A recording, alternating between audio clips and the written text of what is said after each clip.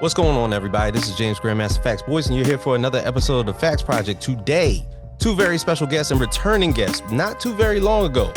Wells Thompson, Dalton Shannon. We are here to talk about Depths, a graphic novel of underwater survival. Thank you for being here, the both of you. Thank you for having us back. Yeah, absolutely. Excited to dig in. Yeah. Now, of course, the projects that I've known you for, of course, with Mechaton and this lovely beast right here, Frankenstein the Unconquered. We take into the fact that this is actually the project that you're putting out now. This is your first collaboration. Yes. In the timeline, yeah. And the first one that we worked on together, the most recent one that we're actually putting out. Mm-hmm. Now, the storyline behind this, because this is a very in-depth, multiple-page graphic novel for what it is. It's almost like, okay, in between all of these projects, you've been working on Depths at the same time. Mm-hmm. Right. So for a lot of people who do not understand exactly what this project is, when you're looking at it in hindsight, taking it as based on something of a tale of underwater survival, what exactly is Depths? Depths is, first and foremost, Depths is a tale of one man trying to survive in impossible conditions in a suit of his own creation. And it's a sci-fi adventure graphic novel, and there's everything that goes with that. On the other hand, it is Dalton and I sort of dealing with our experience with grief and depression and how we went through the hardest times in our lives. Yeah, so it was a big project for us, really personal, and one that we're really happy to finally be getting out. It's also a big beast of a book, whereas Frankenstein and Mechaton, those are single issue at a time. We knew that this one was going to have to come out in a lot bigger chunks, and that it wasn't the kind of story that we could just lead with and people would be automatically on board for. Or I mean, maybe we've been proven wrong before, but I think Frankenstein the Unconquered popped off, and people really seem to dig the kind of fun vibe of that book of Mechaton, and we wanted to bring that before we said, hey, this is our big serious piece that we've been stewing on for a while. But don't worry, there's still set pieces and an adorable octopus in this book. So we're not going to leave you hanging. It's still cool, but. Now, now this is for Dalton. Is it true that the first emotional action in creating this book came from you? Yes. Yeah, it was a weekend bender of depression, where it was living on my own for the first time, not really having a lot of connections or direction or anything. I just kind of sat down and I had this image of a deep sea diver in my head, and I wrote the first draft of the script, first chapter, and I think I got about four issues into the series, and then it just died, and it wasn't going anywhere. I couldn't get it to work anymore, and then I was able to bring it to Wells. We had been workshopping a lot of our individual ideas, and he seemed to really latch on to the idea of Depths, and he was able to resuscitate it, and he figured out what wasn't working about the book and made it work, and brought us to where we are now. Yeah, so like the genesis was me, but like Wells is the one who saved the project. So Wells, what actually like drew your attention to actually create an attachment to this project that he was writing? So yeah, Dalton came with this idea of like, there's this guy who gets stuck underwater for 3 years. He's grieving the loss of his father. He a couple of other factors that were in there, and it just immediately struck me as like, I know that guy. I've been that guy. The feeling of being trapped, of like feeling like you're drowning, like that was something I had felt like I had experienced before and that I could say something about. And the setting is just so unique and interesting, that the story certainly doesn't write itself, but it was so open to possibilities that I felt like I really had to sink my teeth into it, uh, and sort of explore what could be done. And I, as a result, we found some of my favorite moments that I've ever written Mhm. into a book. Mm. And some of the strongest characters, and one particular sequence that every time I read it I still get chills, so, and that will be in this first book.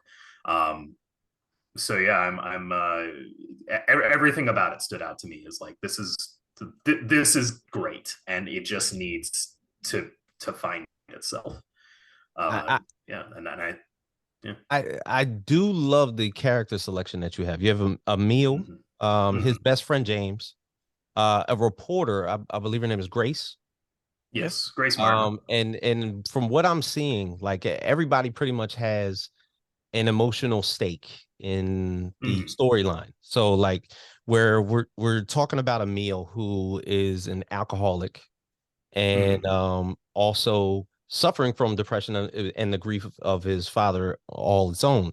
You're looking at someone who his best friend James, who because of the action of him being underwater for so long, had first goes through this toll of desperation and then an overlying willpower for his friend, knowing that his friend is pretty much still out there, regardless of everybody giving up on him because of Yeah. the belief system that he's like pretty much all this belief that he's had in Emil Mhm. all this time. He's always tried to break him out of his shell. You know, Mhm. Emil is somebody who stayed to himself the entire time. And, Mhm. like if anybody is to understand that this person is not dead, it would be Mhm. James. And then you have Absolutely. somebody like Grace who is feeling an overwhelming sense of guilt. Yes. All right, just seeing if I So got she, yes. that. No, Yes. absolutely. No, No, you're you're right on right the on money. it. Yeah. Right on the money. Yeah. Okay, got you. Grace, the first chapter sort of explores the accident and how Emil ended up underwater. Sets And everybody up on their path for the yeah, rest of the series. Yeah. yeah. Mm, And Grace is like very much kind of James's sidekick in some ways. Well, Badger is James's sidekick, but that's No, Grace is another his part of the book. partner. Grace becomes sort of the partner of his story, uh, but also starts out as the antagonist of his story. oh, She does what's necessary to save lives on the boat, and that involves cutting Emil loose. And she feels guilty about it, but she knows that she did the right thing at the same time. And James doesn't see it that way, and it takes him a long time to come around to to accept her point of view before they can begin making progress on looking for a mill.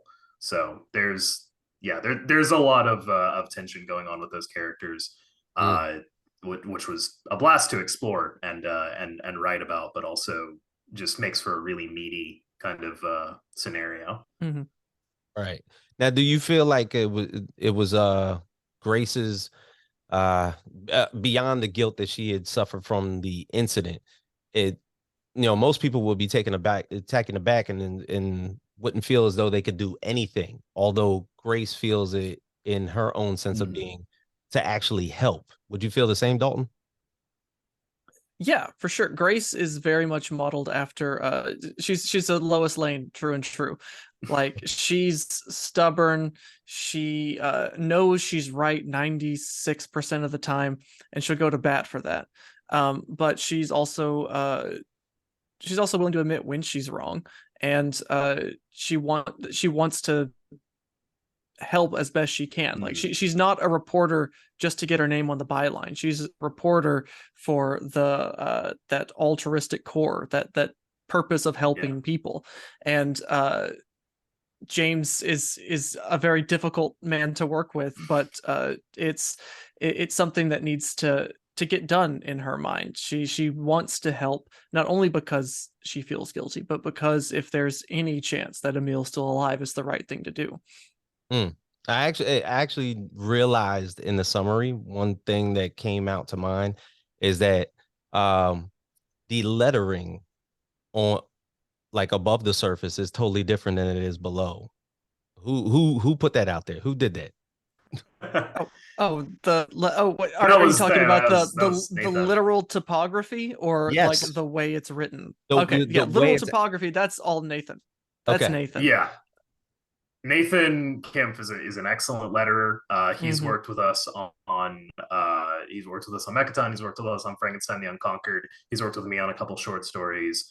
Uh, just creatively, we're very in sync a lot of the Hmm. time, and Okay. I think he understood that like there's a very different vibe going on above the surface as opposed to below.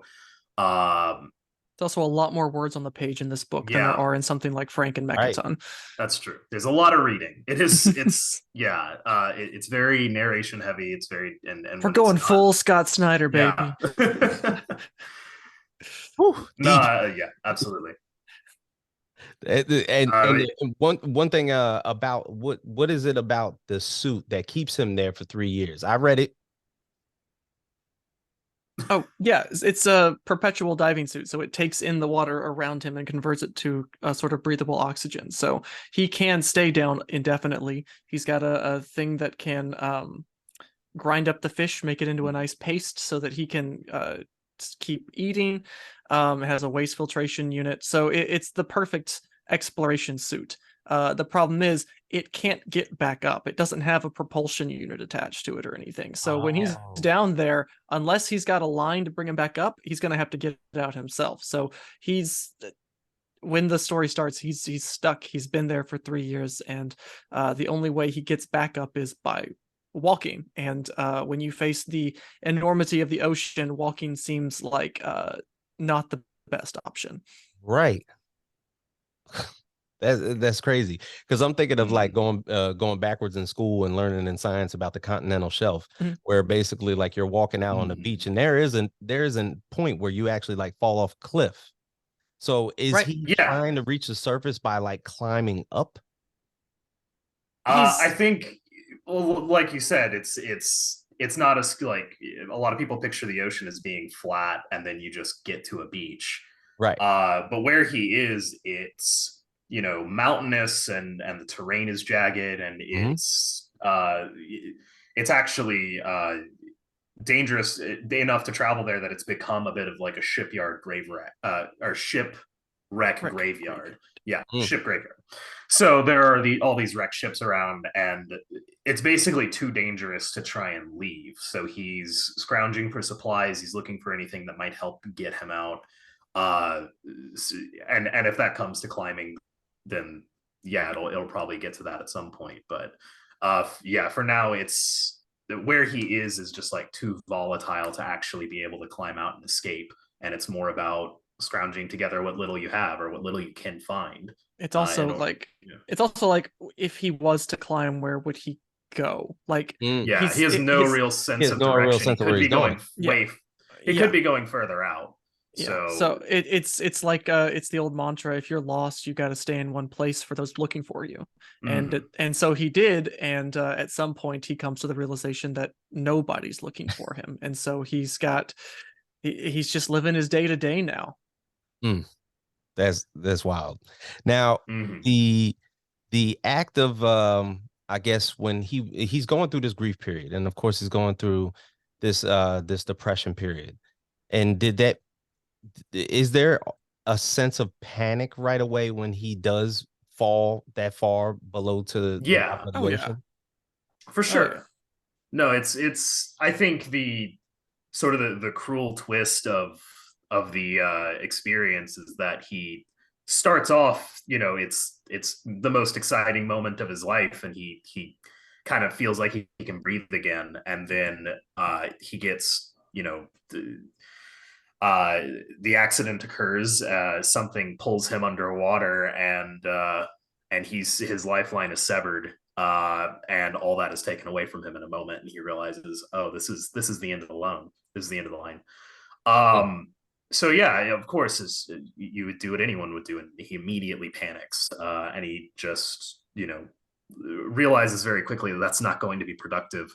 Um, it doesn't stop the human reaction of just like freaking out, but Yeah, the very beginning is panic, and then it's trying to get your bearings and figure out what to do next. Now there's a I guess a flashback sequence from I guess before the incident, to where James is they're out at a party. James is trying to get Emil to come on out, like come and just have fun with me, at least for once. And Emil is literally like mind crunching, just trying to get his thoughts together, put everything down on paper, because it's a big day about to happen. I'm going to the bottom of the ocean. Like, I don't know what the fuck you celebrating about. Like, you over here having a drink, and I could drown tomorrow, but feel free, have a drink, But does Emil have a disdain for exactly, I guess, what humanity is? What makes James his friend in all this? Because Emil isn't necessarily the most social person. Yeah, I wouldn't call it a disdain. Emil is he's always been a shy person. Yeah. And the grief of losing his father really made him pull inward even more. Okay. It's not just grief, it's a sense of guilt, whether it's warranted, that is driving a lot of that depression.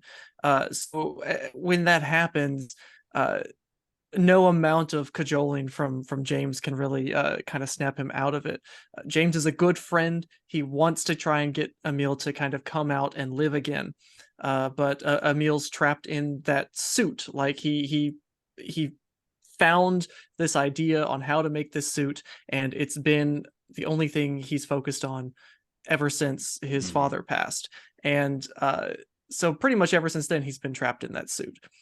So I don't think it's a disdain. It's more a sense of, why would I care about that? I have more important things to do. I don't deserve to experience that. I have to either I have to prove something. I have to make up for something. He's driven to correct something that went wrong, and so he's so I wouldn't call it a disdain, but there's definitely a sense of, why would I care about that? Yeah. So, I think, which is something I think a lot of. Oh, go ahead. No. Go ahead. I was gonna say, I think that's something that a lot of people going through it kind of feel, is like the sense that I feel down, so I don't deserve to do anything to feel better again. What I need to do is X, and then maybe sometime down the line, after I've had my penance, then I can feel better. And then I can start, enjoying life again, which is I feel a mistake. You shouldn't close up. You should open up, and you should talk to people as much as you can, and maintain those connections. Truly, if not for James, he would be a lot worse off than he is. And the fact that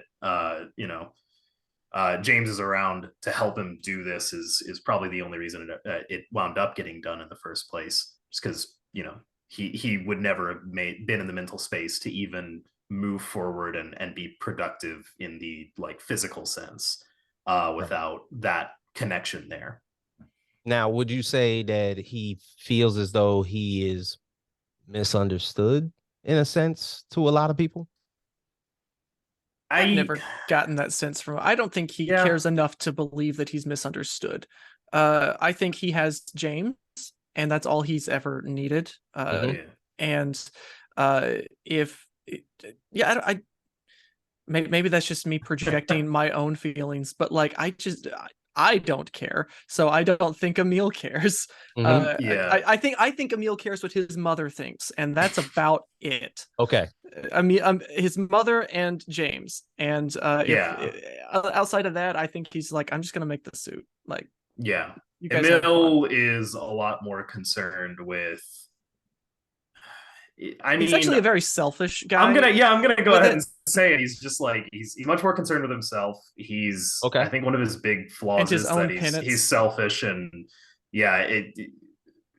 to steal a phrase, he sort of just wants to throw his own pity party and be left alone. Yes. He very much has that woe is me attitude about him, but sort of cranked up to 11. So Okay. Now necessarily like a person like him and a person like James. Mhm. Um, what what basically brings James to have this much belief in him? He knows that basically Emil can achieve anything, and Yeah. Emil has basically has had this friend of James Yeah. for a very long time, and Yeah. their They were camaraderie has their they butt heads back and forth regardless, right. but they're Right. still best friends. They're brothers, man. Yeah, like Yeah, it. they grew up together. They're Mhm. essentially brothers at this point, if Emil's not in family blood, is then in James's spirit. family. Yeah. Like, Mm, yeah. They care about each other, they understand each other. And more importantly, no one knows better than James that Emil is brilliant. Sometimes a selfish mopey dunce, but brilliant. Like he's incredibly intelligent. He knows how to make things and he is very good at it. And And vice that versa. and vice versa. James is no slouch either. He's an incredibly brilliant engineer in his own right. So them working on it together, it does not cross James's mind that the suit doesn't work as intended. gotcha. He knows that as long as as Emil is alive, the suit will keep him alive. And as long as nothing like as long as the suit doesn't puncture or Emil like chooses to do something dumb or get himself killed, by a shark or the many other ways you can die in the ocean. Of course. As long as that never happens, he's gonna be down there and he's gonna be alive. Mm, And that more than anything is not. I think there is like maybe a small sense of denial about it. Like he definitely doesn't want to believe that Emil is gone, but at the same time, have being so aware of what Emil is capable of, he knows that there's no reason he shouldn't be alive and still down there. Yeah. mm, It's very much a relationship built on trust and love, and just they just like being around each other. They bring the Mhm. best out of each other, and they accomplish great things together. And he's besides Emil's family, like James is the reason to come home because I mean, at the very least, so we can say, look, the suit works. mm. And even in the act of his own struggle being underwater for this long, it's not too far removed to be said that Emil does find a companion when he's down there.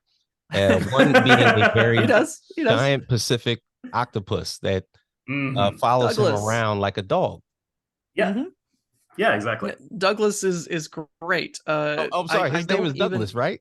His name His is name is Douglas. Yeah, Douglas. Yeah. yeah. I don't even remember where Douglas came from. Was Douglas was in the first draft of the Yeah. No, script? Yeah, Douglas was in the very yeah, first, it was in yeah. the from the beginning. Emil comes to the cave and Douglas is there, and like he gives him some food and Douglas munches down. I don't know why I thought octopus, but it fit, and Douglas is this bright light in the darkness of that is the ocean and Emil's depression.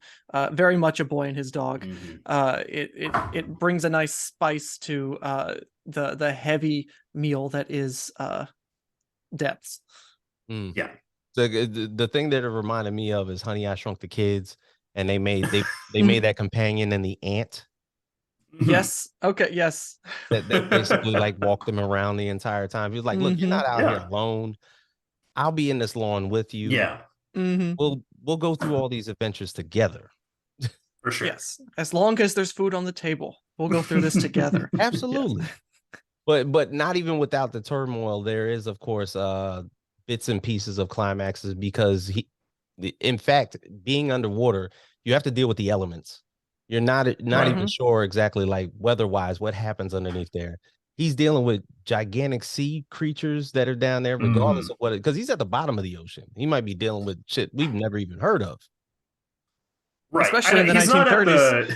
the he's not like at the, he's not in the abyss. He's Okay, not got you. he's not at the point where like photogenic light Yeah. can no longer penetrate. Yeah. The suit can't withstand that kind Uh, of pressure. yeah, so that's actually one of the many things that we sort of researched and decided was a really compelling plot element was like there's definitely going to be this point where if he falls to a certain depth, the suit is just gonna crush in like a can. Yeah. Like he's just gonna the divers call it the squeeze, where your body shoots up into the glass bowl and just all kind of liquefies up there. Oh, It's really gross. So okay. yeah, there's a lot to be afraid of beyond just like, you know, sea creatures and the regular stuff that can kill you. There's a lot of really nasty stuff that can happen to him. But yeah, no, it's everything about living down there. Like there could not be an environment less suited for human habitation than the bottom of the ocean. Like Right. truly, it is a completely inhospitable place in every regard. Now Yeah, the two I guess points of contact that you described in this book were 20,000 Leagues Under the Sea and The Martian. Yes. That I read. Now, The Martian, of course, with him be the lead character being lost on Mars, had to come up with a lot of ingenuity. And or Mhm. Right. had to come up with a lot of ingenuity to survive.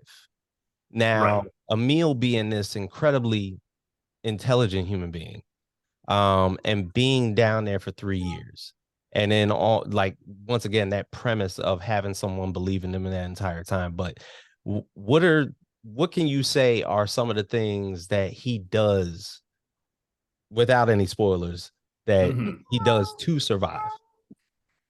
Uh, he's very he's got a pretty good map of the area first and foremost. He made it a point once he stopped panicking and found like an actual place to set up a base. Dude kind of explored, knew where the no areas were. Mm. Don't go check that out. Sharks there. Or he's learned how to draw predators either away or to him with carcasses and all sorts Bait. of bait. Dude, it's a lot of that. It's a lot of geographic. Crafting, It's a lot of geographic knowledge, crafting some sort of weapons. Because I mean, he lost his knife in the incident, yeah, so like and he had to make scavenging it for that matter, finding scavenging. finding shipwrecks and scavenging Yeah. stuff that might be useful from there. Because you're not gonna be growing a garden underwater, so Yeah. it's all No. hunting. Yeah, the one maybe advantage you could say is that Emil has the option to hunt because there's other life forms around him, but you can imagine that is not the he basically has to be the world's worst ambush predator. Like he's he's very obvious underwater, pretty easy to see and very slow as well. So Yeah. he has to you know, he's you know, his body is not made to move in the water. He's in this massive clunky suit. So yeah, it's incredibly challenging, but sort of his ingenuity comes out in finding ways to make it easier for himself and ultimately survive. Whether it's, you know, finding vegetation or like Dalton said, using prey, using other scraps from what other predators around are chowing down on. You know, wherever he can get, you know, his kind of scavenger mode in. And then yeah, I think it, like Dalton said, it comes out more fervently in like the exploration and the understanding of how far he can go before he needs to go back to shelter and figuring out what's out there and what can be useful to potentially get him home. Mm. Now, I think we spoke on it briefly because you talked about his hunting explorations. How exactly does he eat? Okay, this is it's a little hand wavy.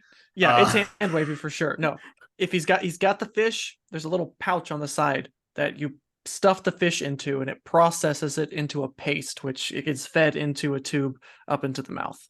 And so he just drinks fish paste for 3 years.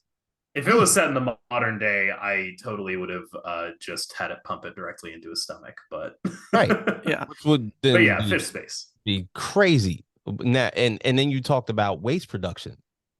Like, how does the filtration unit?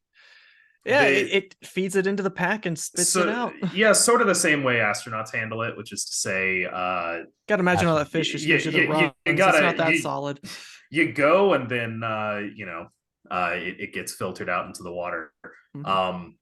How that happens exactly with 1930s technology, Exactly. again, it's hand wavy. This is the That magical realism I was gonna aspect. say I believe very strongly in enchanted objects in stories. Like Hmm. I love magical realism, and I love all genre for sure, but like magical realism is my wheelhouse, where I like to spend. And the way Jennifer Egan describes it is enchanted objects. This idea of just like it can be something ordinary, but it has an extraordinary effect on the world. Hmm. And that can be, in this story, it's the suit. The suit can't exist in real space in a lot of ways, but the fact that it exists sort of facilitates everything that needs to happen with the story, and the problems that it creates are meat to chew on for the characters and situations that can arise in the plot. Sometimes it's literally a, like, hand waving and magic, and sometimes it's something as simple as like a kid's Walkman. It doesn't have to be necessarily a major plot device, but just these little objects that make the world of the story tactile and different, and sort of sing in their own tune. Got you.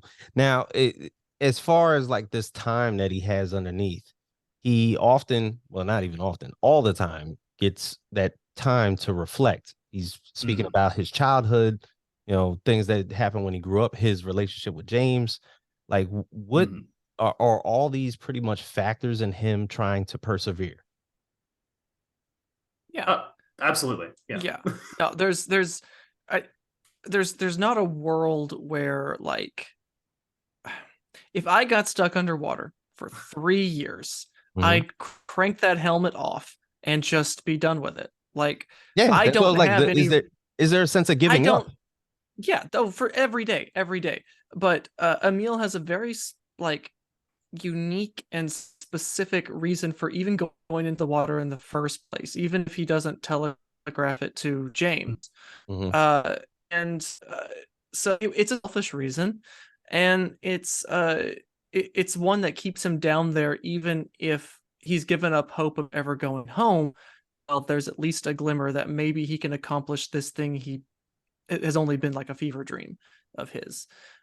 So that keeps him going, and then there's a nice little bonus of there are people up there waiting for him if he should ever get to go home. So yeah, there's lots of the so much time to reflect. We there's a lot of flashbacks in this book, Mm-hmm. so we get to see why Emil has such a strong connection to these people and these memories, and why it's enough for him to kind of keep going.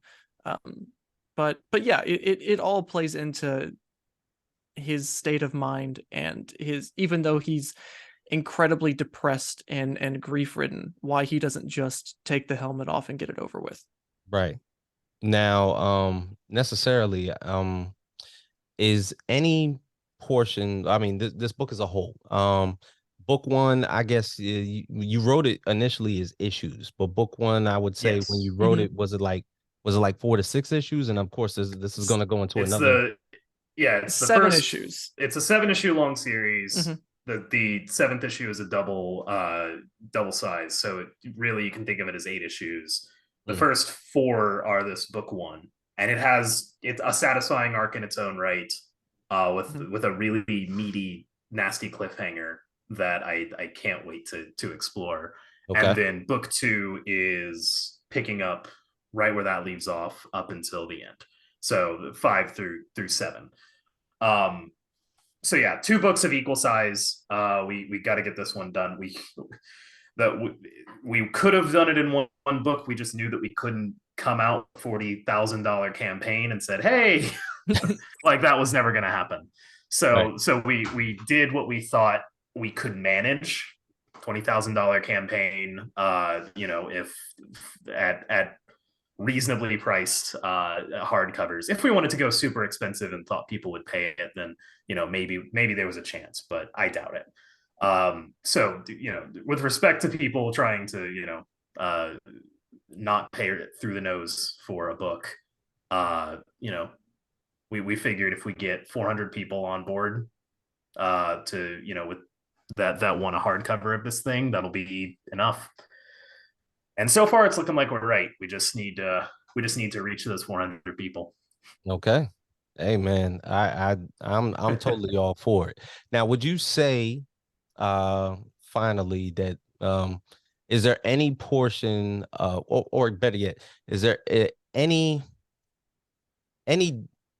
singular piece of Emil that is reflective of either of yours personal lives? Yeah. Yeah, almost all of it. Yeah. Outside of being smart and alcoholic, well, that one's still up for debate. But outside of being smart, like Emil is basically, yeah. He's got the depression, he's got the anxiety, he's got the daddy issues. Like Emil, yes, for sure. I think Emil is sort of the both the romanticized version and the lowest form of how we view of ourselves. It's easy to get caught up in your own nonsense, and start thinking that what you're doing isn't worthwhile, and that you're stuck, and that it's your fault, and you deserve this, and blah blah blah blah blah blah blah blah. And Emil really, the worst part of his personality definitely comes from those feelings and how I feel about myself in my low moments. And then the sort of the better parts of him, the stuff that's redeemable, the stuff that makes him a compelling character, is all the stuff that I either hope that I possess, that sort of tenacity, that creativity, that ability to work under pressure, or at the very least hope to achieve, aspire to. I think I'm pretty smart. I don't think I'm I don't think I'm 100 of years ahead of the curve, engineering impossible things smart by any stretch of the imagination, but that level of again creativity and sort of brilliance under pressure is something I aspire to at the very least. So I put all my good qualities into James. There you go. I mean, I figured that as well. I figured that there was at least bits and pieces in all of these characters. Oh yeah. Yeah, I mean, every character you make has something of you in them. I mean, if we're gonna break it down, Emil's depression is probably closer to Wells's, and James's depression is probably closer to mine, because I get pretty manic. Got you. Well, hey, at the end of the day, at least we know that there's a large cliffhanger, but there is a happy ending to this. We didn't. Oh, hey, we didn't say that on air. No, we didn't say that. No, we didn't. I mean, there is another book. There is certainly an ending. Got you. And it makes me cry like a baby, and I think it's perfect. But that's all I'm gonna say about it. Oh, damn. Okay, got it. Well, hey, I appreciate the both of you once again for let me dive deep into the depths of this book. Oh my God! Every time there's another one. He said the thing. He said the thing. Put it on the list. There we go. That's another one. Look, there's so many synonyms that you could give for diving deep. All right. So figured I'd use it. Depths is just a gift to podcast hosts, guys. That's what this is. I mean, what do you want me to say? It's Swimming not really in the shallow a comic end. book. I could say this is not a comic book. It is a press release, and we're doing you a favor. That's what we're saying. Well, either way, I am happy to have you. Hey, we're happy to be on. Thank you so much. We love being on. Yeah, this has been great. No, absolutely. So once again, from James Grandmaster Facts Boys, Wells Thompson, Dalton Shannon, Get Death's Book 1 live on Kickstarter right now. Everybody get out there and get it. Thank you. Thank you for being here, to both of you. Thank you for having us. Absolutely. And we are out.